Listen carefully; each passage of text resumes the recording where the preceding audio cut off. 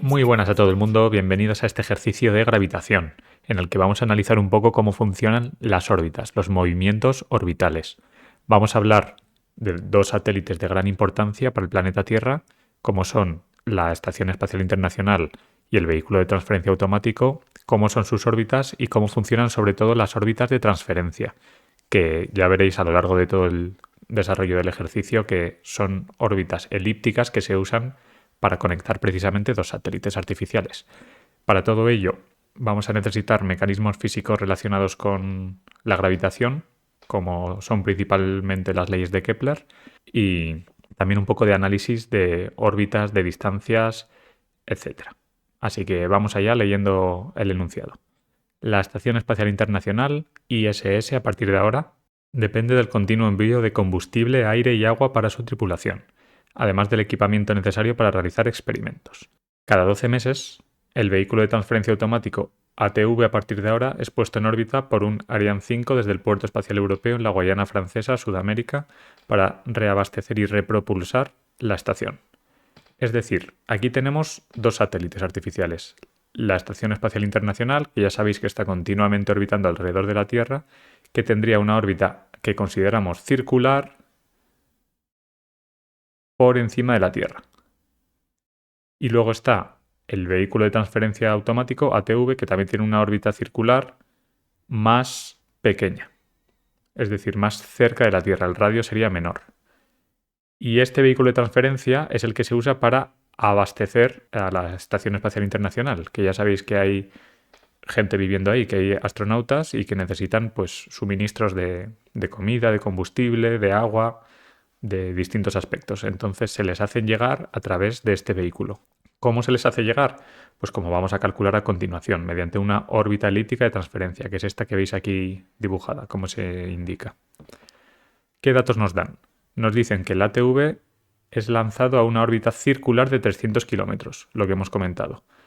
En un principio, el ATV se hace orbitar alrededor de la Tierra en esta órbita circular 300 kilómetros por encima de la Tierra, a lo que habría que considerar también, ya sabéis, el radio terrestre, que va desde el centro hasta la superficie terrestre, y luego 300 kilómetros por encima.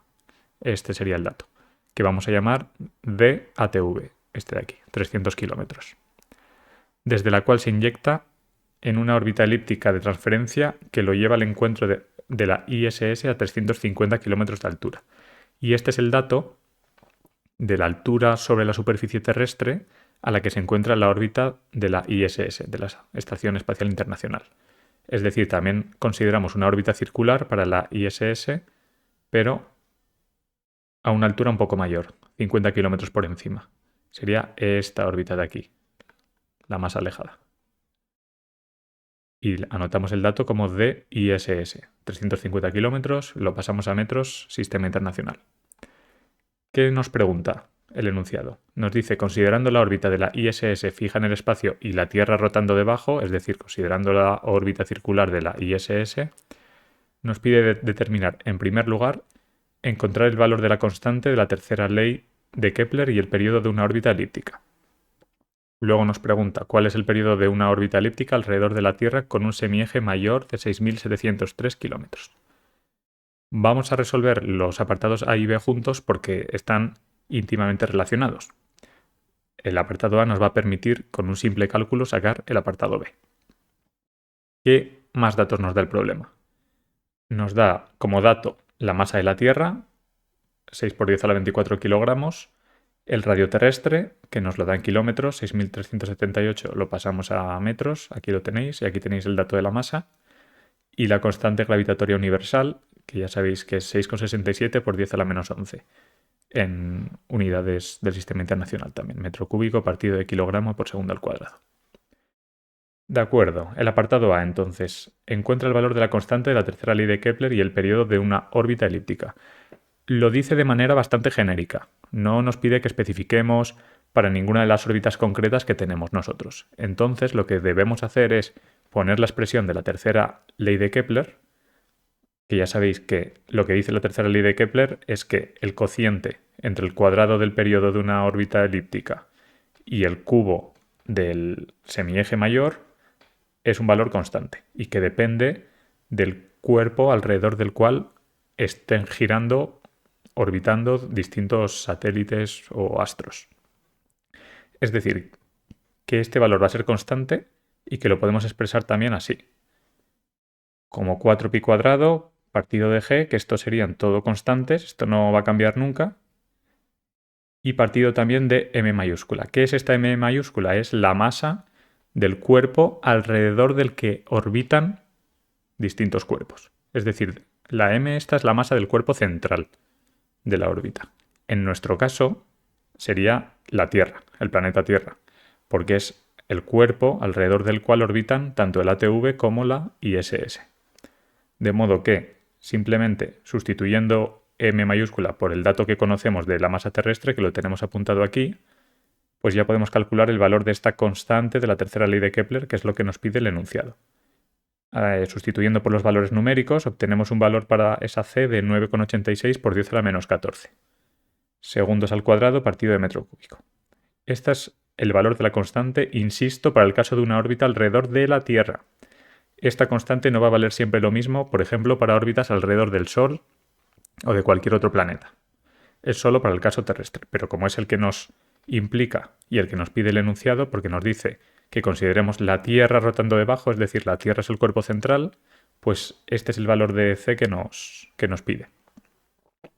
Y luego el apartado B pregunta cuál es el periodo de una órbita elíptica alrededor de la Tierra con un semieje mayor de 6.703 kilómetros. Aquí nos está preguntando el periodo de la tercera ley de Kepler, es decir, esta t. Entonces podemos volver a expresar la tercera ley de Kepler y como ya conocemos el valor de la constante c, podríamos saber el valor de t del periodo siempre que sepamos cuánto vale esta a. ¿Y qué es esta a? Pues es precisamente el semieje mayor de la órbita elíptica. Y es el dato que nos da el enunciado. Nos dicen que a ahora vale 6.703 kilómetros. Es un dato que nos dan. Lo pasamos a metros para ponerlo en sistema internacional. A partir de la tercera ley de Kepler, que es la expresión que yo he puesto arriba, aquí simplemente lo que he hecho es despejar la t, que es el periodo de la órbita. Despejando la t, pues obtenemos esta expresión, que queda en función de 4pi cuadrado partido de gmt, que esto es lo mismo que c, en realidad, es lo que he calculado antes, multiplicado por a al cubo y todo ello la raíz, porque aquí estaba elevado al cuadrado. Como conocemos todos los datos, porque ahora ya nos dan el dato de a, del semieje mayor de la órbita elíptica, pues es simplemente sustituir los valores numéricos. Y haciéndolo obtenemos un valor para el periodo de 5,45 por 10 a la 3 segundos. Que lo podemos pasar a minutos o a horas, para hacernos una idea mejor. Vemos que sería 1 hora y media. Entonces ya sabemos que un cuerpo orbitando alrededor de la Tierra en una órbita elíptica con este semieje mayor tardaría 1 hora y media en dar una vuelta completa, en completar la órbita. Esto es para hacernos una idea, pero el dato que debemos usar a nivel matemático es este, en segundos, porque es sistema internacional para las unidades. Vale, pues ya tenemos calculada tanto la constante de la tercera ley de Kepler como el periodo de una cierta órbita elíptica alrededor de la Tierra con este semieje mayor. ¿Por qué nos dan este dato que en el apartado B no se especifica? Pues nos lo dan porque lo vamos a necesitar en el apartado C. Vamos a volver a subir al enunciado para ver el apartado C, que nos pregunta ¿qué ángulo phi debe haber entre el ATV y la ISS para que al insertar el ATV en la órbita de transferencia lleguemos con éxito al punto de encuentro? Aquí es donde entra en acción la órbita elíptica de transferencia que comentaba al principio. Si nos fijamos en el dibujo que nos da el enunciado y consideramos que el lanzamiento del ATV del vehículo comienza aquí, como se indica en el semieje horizontal, el recorrido que va a hacer el ATV va a ser este, es decir, medio periodo elíptico, y el recorrido que va a hacer la ISS va a ser este. En su órbita circular va a recorrer un cierto espacio angular hasta el encuentro. Pero aquí se indica que la ISS parte de un cierto ángulo phi. No parte desde aquí, como el ATV. Parte de un cierto ángulo, parte de aquí. Lo que nos pide el apartado C es precisamente encontrar cuánto tiene que valer este ángulo phi para que lleguen a este punto de encuentro en el mismo instante. Antes de abordar la cuestión que nos pide el enunciado, podemos hacer como un pequeño prólogo, digamos, al apartado, demostrando que el dato que nos dan del semieje mayor de la órbita elíptica se corresponde precisamente con el semieje mayor de la órbita elíptica de transferencia que hace el ATV, el vehículo de transferencia. ¿Cómo lo podemos demostrar? Pues mediante este dibujo, dibujamos aquí las distancias que nos dan el enunciado, tenemos la órbita elíptica de transferencia, que sería esta línea continua, con dos semiejes mayores, A y A. Eso recorrería la distancia horizontal completa. Y también lo podemos expresar como 2 veces el radio terrestre, es decir, el diámetro, más la distancia a la que orbita el ATV en su órbita circular inicial, más la distancia a la que orbita la ISS en su órbita circular. Y si igualamos aquí las dos expresiones, 2R más DISS más DATV igual a 2A, y despejamos A, obtenemos que A, es decir, el semieje mayor de la órbita elíptica, lo podemos expresar como R más la mitad de DISS más DATV. Como estos son datos conocidos, si sustituimos los valores numéricos de esto, esto y esto, obtenemos que A nos sale precisamente un valor de 6.703 kilómetros, que es justamente el dato que nos daba el enunciado. De esta manera hemos demostrado que el dato que nos da el enunciado, que no lo especifica, se corresponde con el semieje mayor de la órbita elíptica de transferencia. Una vez hecho esto, también podemos saber que el periodo que habíamos calculado antes, ese periodo de la órbita elíptica que en ese momento no sabíamos con qué se correspondía, ahora sabemos que ese periodo es el de la órbita elíptica de transferencia, que realiza el vehículo ATV de transferencia. Entonces ya podemos llamar al mismo dato TATV, porque va a ser el periodo de esa órbita elíptica, que ya sabemos con cuál se corresponde. Va a ser la que haga el vehículo de transferencia de aquí a aquí. Este sería la mitad del periodo. El periodo entero sería el tiempo que tarda en hacer la órbita elíptica completa. ¿Pero qué nos va a interesar a nosotros? Nos va a interesar la mitad de ese periodo. ¿Por qué? Porque es el tiempo que va a tardar en llegar al punto de encuentro. El punto de encuentro es aquí. Y el ATV empieza aquí. Entonces el tiempo que va a tardar va a ser la mitad del periodo. Es el tiempo que tarda en recorrer este espacio. Ya podemos saber que el tiempo que llamamos TE, tiempo de encuentro en llegar al punto de encuentro, es la mitad del periodo de esa órbita elíptica para el ATV. La ISS no entra en esa órbita elíptica. La ISS lleva y sigue su órbita normal, circular, que lleva en su movimiento normal y continuo. Y hemos dicho que salía a partir de un cierto ángulo phi. Entonces, el movimiento que va a llevar la ISS es un movimiento circular uniforme, porque se considera en la órbita una velocidad constante, sin aceleración angular. Entonces lo que se nos plantea aquí es un problema de encuentros. Tenemos que hallar el espacio angular que tiene que recorrer la Estación Espacial Internacional para llegar a ese punto de encuentro, a este, en el mismo instante que lo hace el ATV. El ATV ya sabemos que va a tardar este tiempo, entonces podemos sustituir en la expresión de un movimiento circular uniforme con los datos necesarios para la ISS. Vamos a verlo. Como se indica aquí, la ISS seguirá una trayectoria circular con velocidad constante, como ya hemos comentado. Entonces, la expresión para un movimiento circular uniforme es esta, para el espacio angular. Espacio angular final, espacio angular inicial. ¿Qué va a ser en cada caso? Pues va a ser espacio angular final pi, porque si medimos el origen de coordenadas aquí y recorre media vuelta, el espacio angular que ha recorrido son pi radianes, que son 180 grados. El espacio angular inicial va a ser phi, que es el ángulo que nos pregunta el enunciado a partir del cual tiene que salir la Estación Espacial Internacional, más omega por t. Omega es la velocidad angular, que se puede expresar como 2pi partido del periodo, es lo mismo, y el periodo de la Estación Espacial Internacional sí que podemos calcularlo.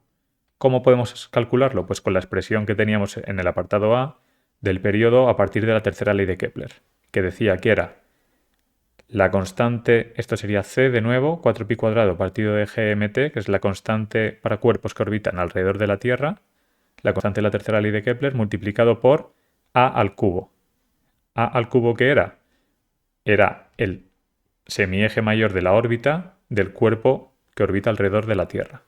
En este caso, como es una órbita circular, pues sería el radio de la órbita.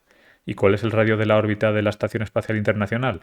Pues es el radio terrestre más la distancia sobre la superficie terrestre a la cual orbita la ISS, elevado al cubo. Y todo ello con la raíz cuadrada, porque ya sabéis que en la expresión de la tercera ley de Kepler esto está elevado al cuadrado. La t es el tiempo que va a tardar en su movimiento circular. ¿Qué tiempo tenemos que emplear? Pues podemos sustituir lo que hemos llamado tiempo de encuentro, porque lo que queremos precisamente es eso, en qué posición angular tiene que partir la ISS para llegar a una posición angular de pi radianes con una velocidad omega puesta en función del periodo en el instante TE, cuando tarde lo mismo que tarda el ATV, es decir, la mitad del periodo de la órbita elíptica. Sustituyendo todas estas expresiones llegamos a esto, que es la misma expresión de aquí, pero sustituida con las expresiones de cada una de las magnitudes. El espacio angular final, pi, tiene que ser igual al espacio angular inicial, phi, que es nuestra incógnita, es lo que queremos despejar, más la velocidad angular, que lo hemos sustituido por 2pi partido de el periodo de la ISS, por el tiempo que es el tiempo de encuentro, que es el periodo de la órbita elíptica del ATV partido de 2. Si en esta expresión despejamos phi, que es lo que nos interesa, simplemente tendríamos que pasar todo este término al otro lado con signo negativo, es decir, restando. Nos queda esta expresión definitiva para el ángulo phi, que depende exclusivamente de datos que o bien nos proporciona el enunciado o bien hemos ido deduciendo a lo largo del problema, como es el caso de el periodo del ATV.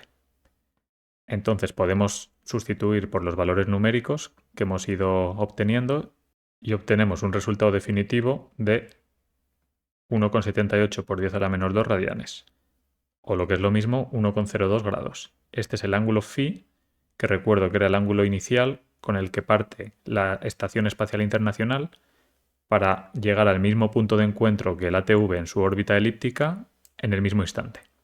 Un apunte que se indicaba antes es que en las órbitas de transferencia es habitual, o es lo que se hace a nivel mecánico, que los satélites lleguen con la misma velocidad para facilitar la conexión.